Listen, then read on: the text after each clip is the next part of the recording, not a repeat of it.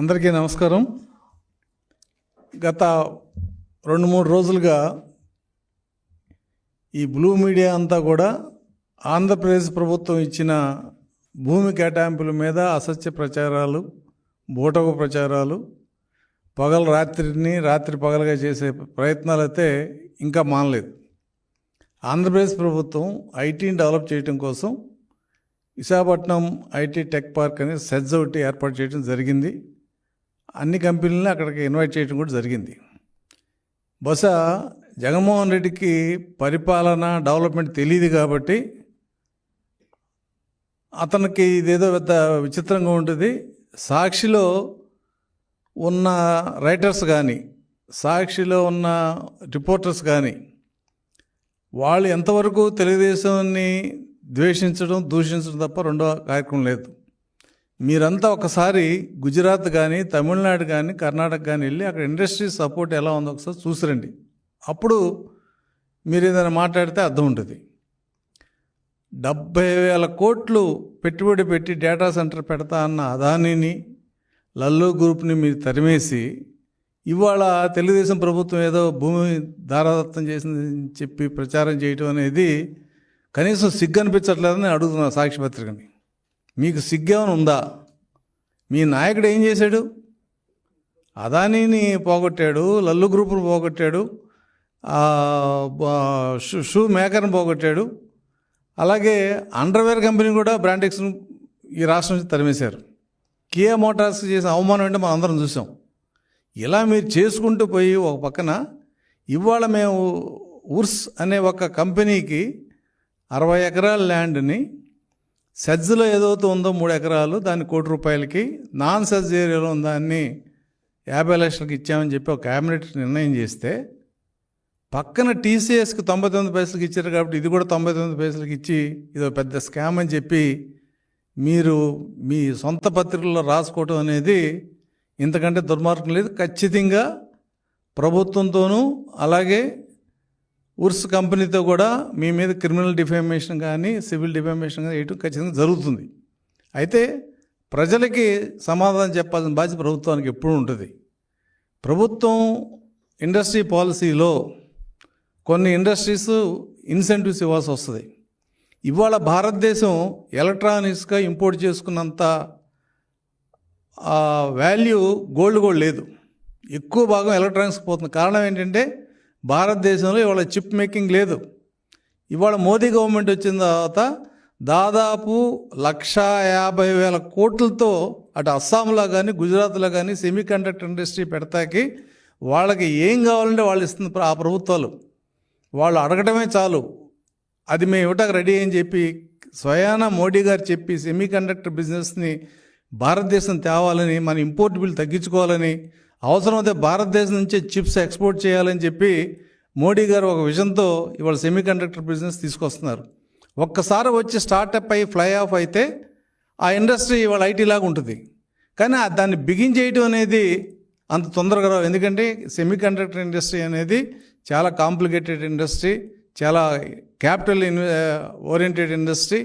కాబట్టి దాన్ని రావాలంటే అటు 4-5 విభాగాల్ని అటు కొరియా నుంచి, జపాన్ నుంచి, స్విట్జర్లాండ్ నుంచి ఆ టెక్నాలజీని తీసుకొస్తే తప్ప ఆ సెమీ కండక్టర్ ఇండస్ట్రీ స్టార్ట్ కాదు. అలాగే వాళ్ళ ఆంధ్రప్రదేశ్లో పక్కన ఉన్న 200 కిలోమీటర్లు ఉన్న హైదరాబాద్లో ఐటీ అంతా కాన్సన్ట్రేట్ చేస్తుంటే వాళ్ళు ఇక్కడికి రావాలి అంటే వాళ్ళకు కొంత వెసులుబాటు ఇవ్వాలి. మనం టీసీఎస్కి 99 పైసలు ఎందుకు ఇచ్చాం? టీసీఎస్కి డబ్బులే కాదు, ఆ రోజు మైక్రోసాఫ్ట్ రాబట్టి మైక్రోసాఫ్ట్ వెనకాల గూగుల్ వచ్చింది, గూగుల్ వెనకాల ఇంకోటి వచ్చింది. వాళ్ళ హైదరాబాద్లో దాదాపు కొన్ని 100 కంపెనీస్ ఉన్నాయి. కాబట్టి టీసీఎస్ లాంటిది, హెచ్సిఎల్ లాంటివి, లేకపోతే మహేంద్రా లాంటివి కొన్ని కంపెనీస్ ఎస్టాబ్లిష్ అవుతే వాళ్ళని సపోర్ట్ చేస్తూ యాన్సరీగా కొన్ని ఇండస్ట్రీస్ కానీ, కొన్ని సర్వీస్ సెక్టర్లో కానీ, బ్యాంక్స్ ఇవన్నీ వస్తాయి. కానీ మొదట వాళ్ళు రావాలంటే కొన్ని ఇన్సెంటివ్స్ ఇవ్వాల్సిందే.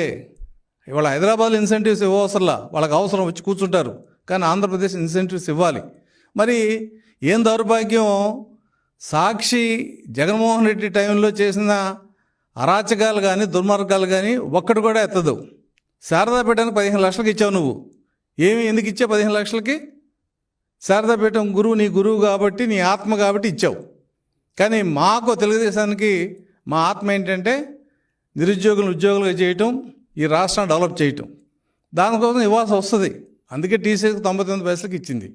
ఇవాళ ఉరుసు కంపెనీకి 99 పైసలకి ఇచ్చామని చెప్పి మీరు ఒక అసత్య ప్రచారం చేయటం అనేది దుర్మార్గం. ఖచ్చితంగా దీన్ని మేము ఎదుర్కొంటాం. ఇవాళ రేపు జీవో వస్తుంది. నేను ఒకటి అడుగుతున్నా సాక్ష్యపత్రికని, జీవోలో మీరు చెప్పినట్టు 99 పైసలు లేకపోతే, మేము చెప్పినట్టు 50 లక్షల కోటి రూపాయలు కనుక ఉంటే మీ ముక్కు నేలకు రాసుకోవాలి. మీరు పబ్లిక్గా చంద్రబాబు నాయుడు గారి ఫోటోలో ఉన్న కాళ్ళకు దండం పెట్టాలి. మీరు ఇది ఛాలెంజ్. దీన్ని ఒప్పుకుంటే మీరు చెప్పండి, మీరు రాసిన రాత్రి అర్థం ఏంటి అనేది మేము ప్రశ్నిస్తున్నాం. ఆ జీవోలో మేము చెప్పిన ఏదవుతుందో క్యాబినెట్ డెసిషన్ అని చెప్పి చాలా స్పష్టంగా చెప్పాం. జీవో ఇవ్వటానికి ఏదైనా 1-2 అంశాలు ఉంటే ఆలస్యం అవ్వచ్చు, కానీ క్యాబినెట్ డెసిషన్ని పత్రికాముఖంగా ప్రభుత్వం మేము ఇలా 50 లక్షలకి ఇచ్చాం, కోటి రూపాయలకి ఇచ్చాం, దాన్ని మీరు పక్కన పడేసి చేతిలో పత్రిక ఉందని చెప్పి దుర్మార్గపు రాతలు, దోషపు రాతలు రాస్తే మట్టికి మేము సహించలేదు. This is a open challenge to Sakshi. రేపేళ్ళుండే జీవో వస్తుంది. మేము చెప్పిన విషయాలు కానీ జీవో లేకపోతే మీ ఆఫీసులో చంద్రబాబు నాయుడు ఫోటో కాళ్ళకి మీరు దండం పెడతారా? మీరు చెప్పండి. లేదు మేము రాసిన తప్పని పబ్లిక్గా క్షమాపణ చెప్పండి. ఇటువంటి దుర్మార్గపు రాతలు ఇవి మీరు చేయడానికి అసలు మీకు ఏ రకంగా అర్హత లేదు. మీరు చేసిన దుర్మార్గాలు, మీరు ఆ రోజున పార్టీ ఆఫీసుల కోసం 1000 రూపాయలు లీజు ఎకరం, విశాఖపట్నంలో 1000 రూపాయలే, కాకినాడలో 1000 రూపాయలే, తిరుపతిలో 1000 రూపాయలే. మాకు ఇప్పించండి తెలుగుదేశానికి. మరి అప్పుడు మాకు ఇవ్వలేదు కదా మీరు. అంటే మీరు దాదాపు 100 కోట్ల ల్యాండ్ని సాక్షి పత్రిక వైసీపీ ఆఫీస్ కోసం 1000 రూపాయలు లీజుకు జీవోలు ఇచ్చుకున్నారు. అదే రకంగా కరెక్ట్? అది దీనికంటే దారుణం. అది శారదాపీఠానికి 15 లక్షలకు ఇచ్చారు. కాబట్టి మేము ఏం చేసినా అది చట్టబద్ధంగా ఒక పద్ధతిలో చేసాం. విశాఖపట్నం సెజ్లో ఎకరం 1 కోటి రూపాయలు, మేము 1 కోటి రూపాయలకి ఇచ్చాం. అక్కడ పక్కన ఉన్న దాంట్లో 50 లక్షలు అని చెప్పారు మార్కెట్ వాల్యూ. 50 కలెక్టర్ రికమెండేషను, కొంత కన్సెషన్ ఇచ్చి వాళ్ళకి 50 లక్షలకి ఇచ్చారు. దీంట్లో నేరం ఏంటో మాకేం అర్థం కాల. మీరు ఇప్పటికైనా సరే మీ బుద్ధి మార్చుకోకపోతే, ప్రజలు ఇప్పటికే మాకు 164 ఇచ్చి మీకు 11 ఇచ్చారు. అయినా చెంప మీద కొట్టినా, చెప్పుతో కొట్టినా మీకు సిగ్గు రాలేదు, రాదు కూడా. మీ నాయకులు మీరు ఇలాగే, మీ పత్రికలు ఇలాగే చేస్తూ ఉంటారు. ఎక్కడో ఒక రోజు నేను ఖచ్చితంగా ఫుల్ స్టాప్ పడుతుంది. మీకు ఏదన్నా పౌరుషం ఉంటే మేము చెప్పిన ఛాలెంజ్ని మీరు యాక్సెప్ట్ చేయాలి. ప్రజలకు కూడా మేము స్పష్టంగా చెబుతున్నాం, తెలుగుదేశం ప్రభుత్వం గతంలో హైటెక్ సిటీ పెట్టినప్పుడు కూడా భూములన్నీ ఇలా చంద్రబాబు నాయుడు గారు చౌక ఇస్తున్నారని చెప్పి ప్రచారం చేశారు. ఎగ్జాంపుల్, అపోలో హాస్పిటల్కి గజానికి రూపాయి ఇచ్చారు ఆ రోజున, 25 ఏళ్ళకి 30 ఏళ్ళ కిందట. ఇవాళ ప్రతి వాళ్ళు అపోలో హాస్పిటల్కి వెళ్తున్నారు. ఇవాళ వచ్చిన హాస్పిటల్కి ఎవరు ల్యాండ్ ఇవ్వట్లేదు, ఎందుకంటే అది మెడికల్ హబ్ అయిపోయింది. కాబట్టి ఏదైనా ఒక ఇండస్ట్రీ కానీ ఒక సెక్టార్ కానీ డెవలప్ కావాలంటే ఒక పేరున్న కంపెనీని, ఒక పేరున్న వ్యవస్థని అట్రాక్ట్ చేసి మనం తీసుకురావాలి తప్ప నువ్వు చెప్పినట్టు రౌడీయిజం లేదంటే ఇంకో రకమైన కీయాలో చేసినట్టు చేస్తే కంపెనీస్ రావు, ఈ రాష్ట్రం డెవలప్ కాదు. నీకు ఇప్పటికైనా సరే ఏదన్నా మీ సాక్షి పత్రిక కానీ, జగన్మోహన్ రెడ్డి రాజకీయ నాయకులకు కానీ ఏదన్నా మీకు పౌరుషం ఉంటే ఈ రాష్ట్రం డెవలప్ అవడానికి ఏదన్నా మంచి మాటలు ఏదైనా ఒకటి రెండు చెప్పండి. సహేతుకమైన విమర్శ ఉంటే ఖచ్చితంగా మేము దీన్ని ఒప్పుకుంటాం.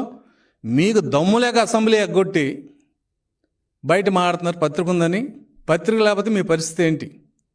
మేము మీ పత్రికని మూయించడం పెద్ద సమస్య కాదు, కానీ ప్రజాస్వామ్యంగా మేము పోతున్నాం కాబట్టే మీరు ఇటువంటి పిచ్చి పిచ్చి దుర్మార్గం రాస్తున్నారు.